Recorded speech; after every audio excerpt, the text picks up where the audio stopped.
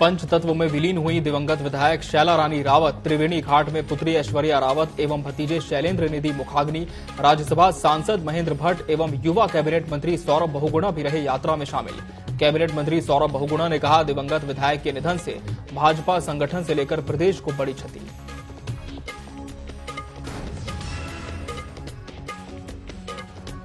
दो दिनों की कड़ी मशक्कत के बाद बद्रीनाथ हाईवे पर पैदल आवाजाही हुई शुरू। जोशीमठ में 9 जुलाई से फंसे तीर्थ यात्रियों ने ली राहत की सांस। करीब 200 से ज्यादा श्रद्धालु सकुशल पहुंचे। तीर्थ यात्रियों ने प्रशासन के सहयोग की तारीफ।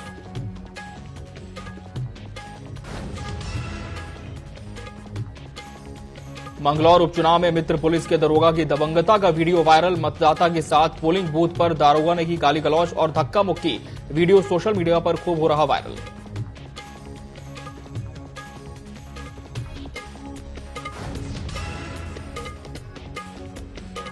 रुद्रपुर बालिका इंटर कॉलेज की शिक्षिकाओं ने प्रबंधन कमेटी स्कूल प्रधानाचार्य को सौंपा ज्ञापन। 7 माह से वेतन न देने का आरोप। शिक्षिकाओं को हो रही भारी दिक्कत। शिक्षण एवं शिक्षणेतर वर्ग आर्थिक व मानसिक यंत्रणा से रहा जूझ।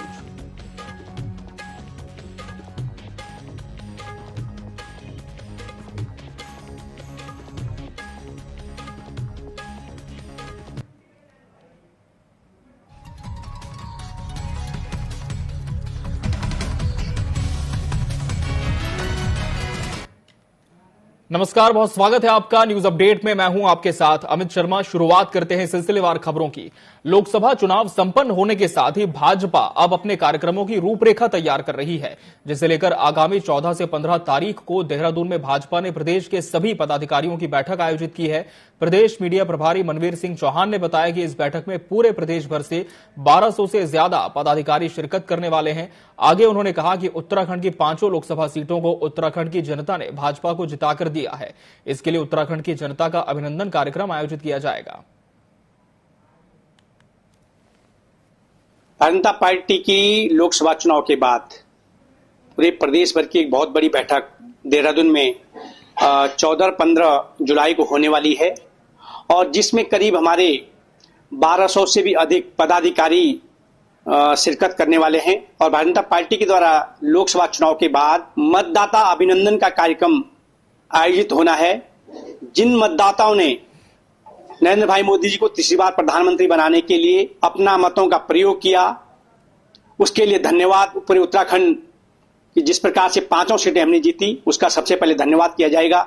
इसके साथ ही जिस प्रकार से कांग्रेस के द्वारा हिंदुओं को हिंसक और झूठा बोलकर जिस प्रकार से अपमान किया गया पूरे हिंदू समाज का, उसके लिए भी एक निंदा प्रस्ताव के रूप में भारतीय जनता पार्टी उसको रखने वाली है। और विभिन्न प्रकार के आगामी कार्यक्रम, चाहे हम निकाय चुनाव की बात करें या भविष्य में होने वाले हमारे पंचायत चुनाव की बात हो, उसको लेकर के भी भारतीय जनता पार्टी की इस बैठक में रणनीति बनाई जाएगी। उत्तराखंड में विधानसभा उपचुनाव के लिए मतदान संपन्न हो चुके हैं, जहां मंगलौर विधानसभा के उपचुनाव में 68.24% मतदान हुआ और बद्रीनाथ सीट पर 51.43% मतदान हुआ है। अब राजनीतिक पार्टियों ने उत्तराखंड की इन दोनों सीटों पर जीत के दावे करे हैं। इसे लेकर बीजेपी विधायक विनोद चमोली ने जीत का दावा करते हुए कहा कि हम दोनों विधानसभा सीट जीत रहे हैं।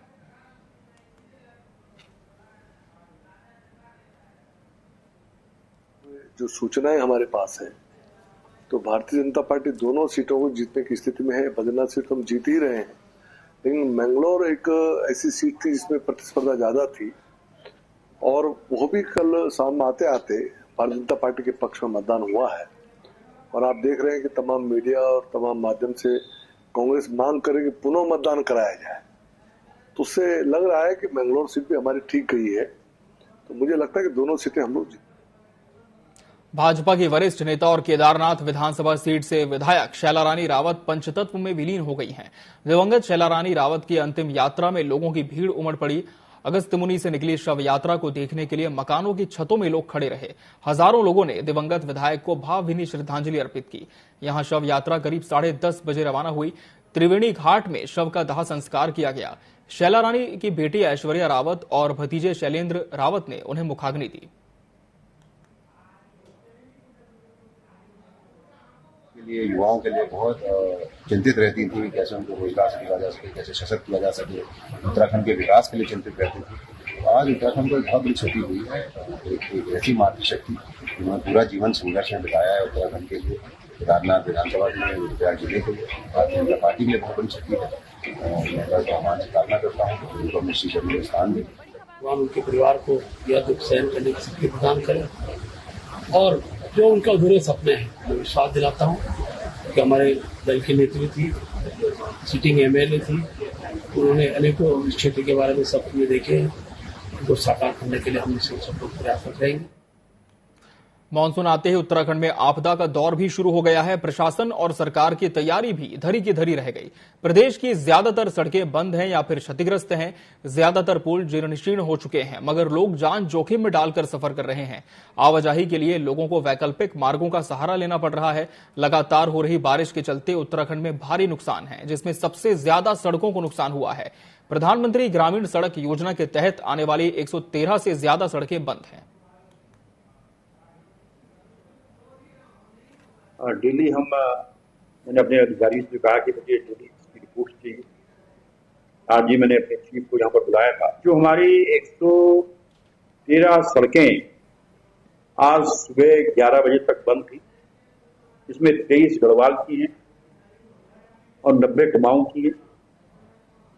लगातार हमारे पकड़न वहां पर लगे हुए हैं, तो खोलने का प्रयास कर रहे हैं। और परसों मैंने खुद वीडियो कॉन्फ्रेंसिंग के माध्यम से अपने सभी संबंधित अधिकारियों से मैं बातचीत करूंगा।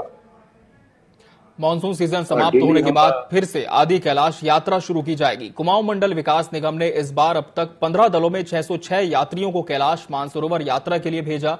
फिलहाल भारी बारिश और मानसून के सीजन के कारण आदि कैलाश यात्रा रोक दी गई है।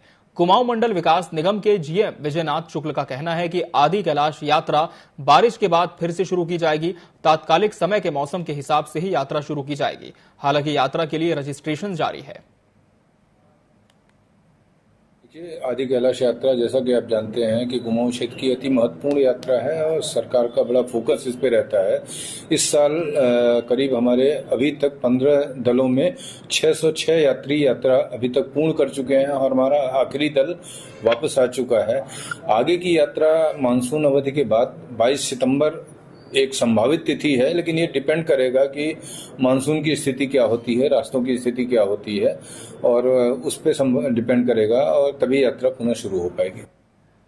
हरियाली के प्रतीक हरेला पर्व के अवसर पर वन विभाग बड़ी संख्या में वृक्षारोपण करेगा। डीएफओ अल्मोड़ा वन प्रभाग दीपक सिंह ने कहा कि शासन के दिशा निर्देश के बाद वन विभाग हरेला पर्व की तैयारियों में जुटा है। हरेला के दिन वन विभाग जन सहयोग से फलदार और चौड़ी पत्ती वाले पौधे लगाएगा।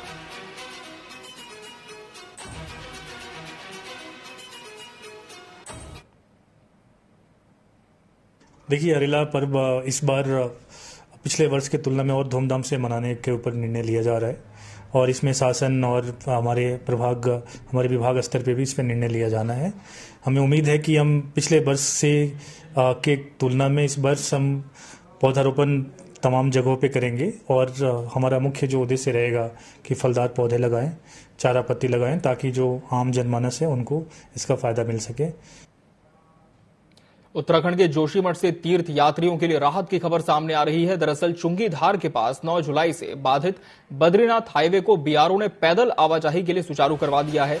यात्रियों को स्लाइड जोन से पुलिस प्रशासन और एसडीआरएफ की निगरानी में दूसरे छोर तक पार कराया जा रहा है।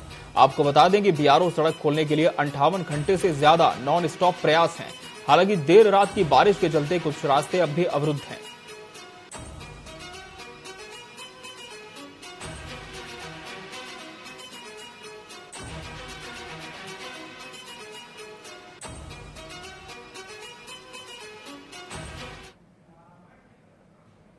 पहाड़ों पर लगातार हुई बारिश के चलते गौला नदी में भारी मात्रा में पानी के साथ सिल्ट आ गया है। हल्द्वानी के आधे शहर की पेयजल व्यवस्था चरमरा गई है। ऐसे में जल संस्थान टैंकरों के माध्यम से पेयजल व्यवस्था दुरुस्त करने में लगा है। साथ ही जल संस्थान नदी के पानी के साथ आए सिल्ट के खत्म होने का इंतजार कर रहा है, जिससे कि शहर की पेयजल व्यवस्था को दुरुस्त किया जा सके। वहीं नदी का पानी साफ होते ही फिल्टर प्लांट से सप्लाई शुरू हो जाएगी।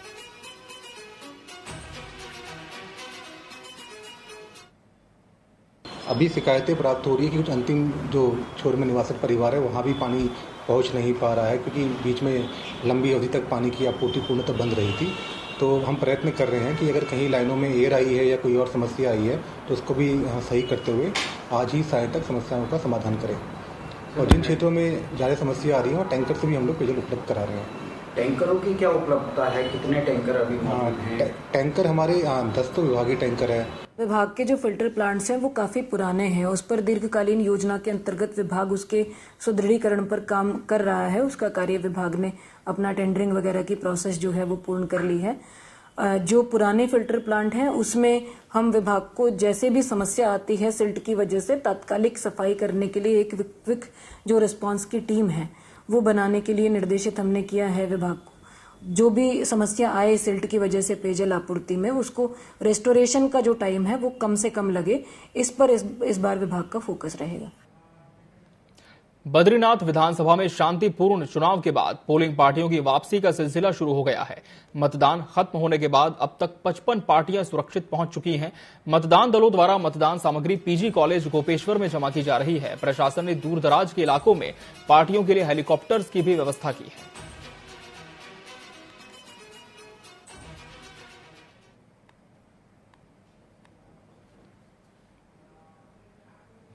हल्द्वानी के लाल कुआं और चोरगलिया इलाके में बारिश के चलते हुए जलभराव से लोगों का काफी नुकसान हुआ है, जिससे घरों का सामान और राशन भी बर्बाद हुआ। साथ ही नदियों से खेतों का कटाव भी जारी है। जिलाधिकारी के निर्देश पर नुकसान का आकलन कर तत्काल सहायता राशि दी जा रही है। इसे लेकर हल्द्वानी तहसीलदार सचिन कुमार ने बताया कि अब तक 48 परिवारों को आपदा मद के तहत सहायता राशि उपलब्ध कराई गई है।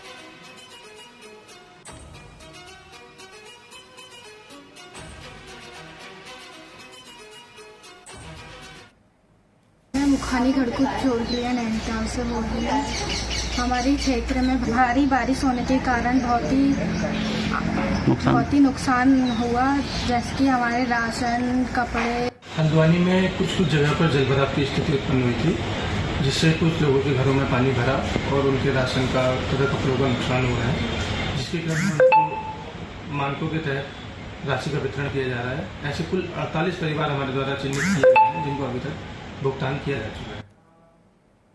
लिब्बरहेड़ी में मतदान के दौरान हुए बवाल को लेकर देर शाम तक हंगामा जारी रहा। लिब्बरहेड़ी गांव जाने की जिद कर रहे पूर्व मुख्यमंत्री हरीश रावत को पुलिस ने नहर पुल के पास रोक लिया। इस बात को लेकर देर तक नोकझोंक होती रही। इसके बाद हरीश रावत वहीं पर बैठकर मंत्र जाप करने लगे। पुलिस उनको सरकारी गाड़ी में बैठाकर मंगलौर कोतवाली ले गई। यहां पर पूर्व सीएम और उनके समर्थकों ने खुद को हवालात में बंद कर लिया और पुलिस प्रशासन पर ही लोकतंत्र की हत्या करने का आरोप लगाया। काफी देर तक मामला चलता रहा। वहीं लिब्बरहेड़ी में हुए बवाल के मामले में एक तहरीर भी पुलिस को दी गई है। वहीं बढ़ते आगे, धामी सरकार प्रदेश के विकास के लिए लगातार काम कर रही है। मुख्यमंत्री पुष्कर सिंह धामी ने पिछले कई उद्यमियों से मुलाकात की और कई उद्यमियों ने उत्तराखंड में उद्योग लगाने के साथ कई सेक्टर्स में निवेश पर एमओयू साइन किए हैं। इसके साथ ही अब जल्दी उत्तराखंड में एजुकेशन सिटी बनाने का रास्ता भी साफ होता दिखता है। बीजेपी से धर्मपुर विधायक विनोद चमोली ने कहा कि प्रदेश सरकार उत्तराखंड के विकास में लगातार काम कर रही है। उन्होंने आगे कहा कि उत्तराखंड को एजुकेशन के हब के नाम से जाना जाता है। इससे आने वाले समय में उत्तराखंड में एजुकेशन के साथ साथ स्वास्थ्य के क्षेत्र में एक नया आयाम हासिल होगा। हेल्थ सेक्टर में, एजुकेशन सेक्टर में बहुत स्कोप है, क्योंकि उत्तराखंड को एक एजुकेशन स्टेट के रूप में भी पूरे देश के लोग देखते हैं। तो निश्चित तौर पर यहाँ पर काफी मौके हैं जो एजुकेशन सेक्टर में जाना चाहते हैं। तो जो निवेश हो रहा है उसमें एजुकेशन सेक्टर में लोगों ने उत्सुकता दिखाई है, तो हम उसके लिए एक इंफ्रास्ट्रक्चर खड़ा करने का प्रयास कर रहे हैं ताकि लोग आए और एजुकेशन सेक्टर में इन्वेस्ट करें, जिससे कि हमारे यहाँ जो शैक्षणिक क्षेत्र है उसमें की गुणवत्ता बढ़े और साथ में रोजगार का अवसर भी उपलब्ध हो। हेल्थ सेक्टर में, एजुकेशन। काशीपुर की बात करेंगे, जहां बाजपुर रोड पर सुल्तानपुर में कोसी पुल के पास दो बाइक की आमने सामने भिड़ंत से एक युवक की मौत हो गई, जबकि 3 अन्य घायल हो गए।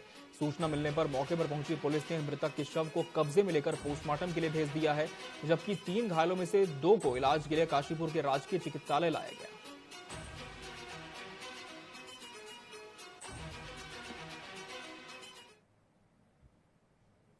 न्यूज अपडेट में फिलहाल इतना ही। मुझे और मेरी पूरी टीम को दीजिए इजाजत। नमस्कार।